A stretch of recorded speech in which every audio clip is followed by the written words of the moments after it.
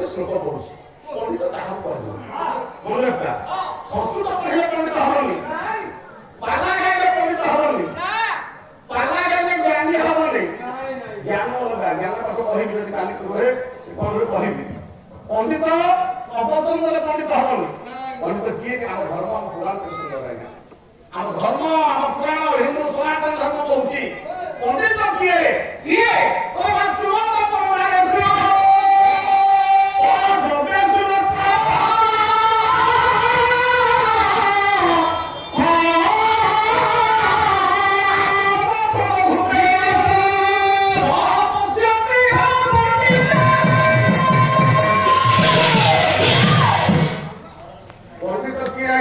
ଗୋଟେ ଶ୍ଲୋକ ପଢିତା ଅର୍ଥକୁ ଆପଣ ଦେଖନ୍ତୁ ଏ ଶ୍ଲୋକ ଆପଣ ସମସ୍ତେ ଜାଣିଛନ୍ତି ପଣ୍ଡିତ କିଏ ସଂସ୍କୃତ ପଢିଲେ ପଣ୍ଡିତ ହବନି ପାଲା ଗାଇଲେ ପଣ୍ଡିତ ହବନି ପ୍ରବଚନ ଦେଲେ ପଣ୍ଡିତ ହବନି ପଣ୍ଡିତ କିଏ ମାତୃଗତ ପର ଜାଣିଛୁ ପର ନାରୀକି ଦେଖିଲେ ଯେ ମା ବୋଲି ବିଚାର କରିବ ସିଏ ହବନି ପିଲେ ତମେ ପାଠ କରୁଛ ବସ ବସ ବସ ପାଟି କରନି ବସ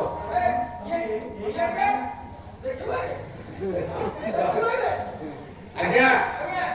ଶୁଣ ପଣ୍ଡିତ କାହା କହୁନ ଆମ ଧର୍ମ କେତେ ସୁନ୍ଦର ଜଗତରେ ଯେତେ ଧର୍ମ ଅଛି ହିନ୍ଦୁ ସନାତନ ଧର୍ମ ସର୍ବ ପ୍ରାଚୀନ ସର୍ବଶ୍ରେଷ୍ଠ ଧର୍ମ ଆମ ଧର୍ମ କହୁଛି ପଣ୍ଡିତ କିଏ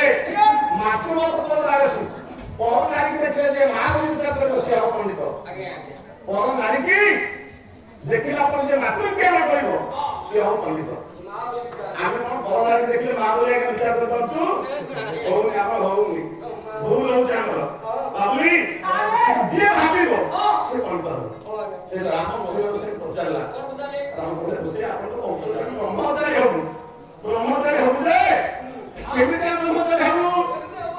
ନା ପଣ୍ଡିତ କାହାକୁ କହିଲା ନା ବ୍ରହ୍ମଚାରୀ ହେବାକୁ କହିଲେ ଜଗନ୍ନାଥ ସ୍ୱାମୀ ଭାଗବତରେ କହିଲେ ନିତ୍ୟ ସମ୍ମତ ବ୍ରହ୍ମଚାରୀ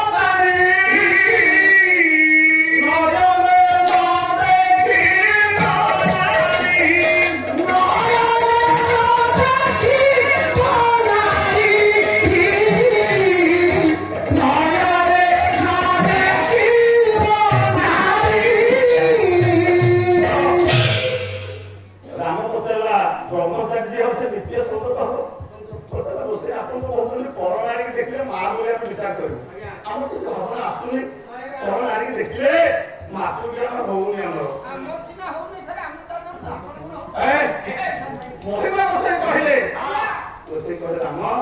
ପର ନାରୀକି ଦେଖିଲେ ତୋର ଭାବାନ୍ତର ସୃଷ୍ଟି ହଉଛି ନା ହଁ ନା ପର ନାରୀର ରଙ୍ଗ ପ୍ରତ୍ୟେକକୁ ଦେଖିଲେ ତମେ କଣ ଭାବିବୁ ମା ବୋଲି କେମିତି ବିଚାର କରିବୁ ବୁଝେଇଲେ ଗୁଣ ଭଳି କରମ କଲେ ମହିମା ରୋଷେଇ କହିଲେ ରାମ ବିଷୟରେ କେମିତି ସାହିତ୍ୟ ଆମ ଧର୍ମ ମହିମା ଧର୍ମ ସେଟା ଗୁଣ ଭଳି କହିଲି ପର ନାରୀର କୋଉ ରଙ୍ଗକୁ ଦେଖିଲେ ତୁ କଣ ଭାବିବୁ କଣ କହିଲେ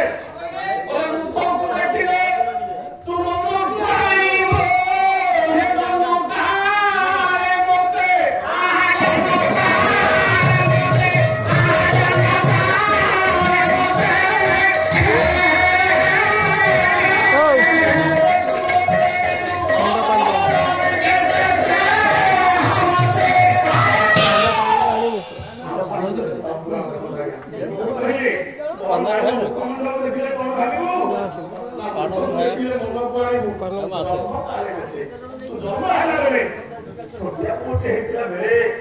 ପର ନାରୀର ମୁହଁକୁ ଦେଖିଲେ ଭାବିବୁ ସେଇ ମୁହଁ ଯୋଉ ମୁହଁ ଯୋଉ ଗଣ୍ଡ ଦେଶରେ ଚୁମ୍ବନ ଆଙ୍କି ଦଉଥିଲା କିନ୍ତୁ ମାର ମୁହଁ ତ ମାର ମୁହଁ ବୋଲି ଭାବିବୁ ରାମ କହୁଛୁ ରୋଷେଇ ପର ନାରୀକୁ ଦେଖିଲେ ଆସୁଛି ସେତିକି ନୁହ କହିଲେ ପର ନାରୀର ଆଉ କଣ କୋଉ ଅଙ୍ଗକୁ କଣ ଭାବିବୁ କହିଲେ ସ୍ୱର୍ଣ୍ଣକୁ ଶୁଣିଲେ ମନକୁ ଆଣିବୁ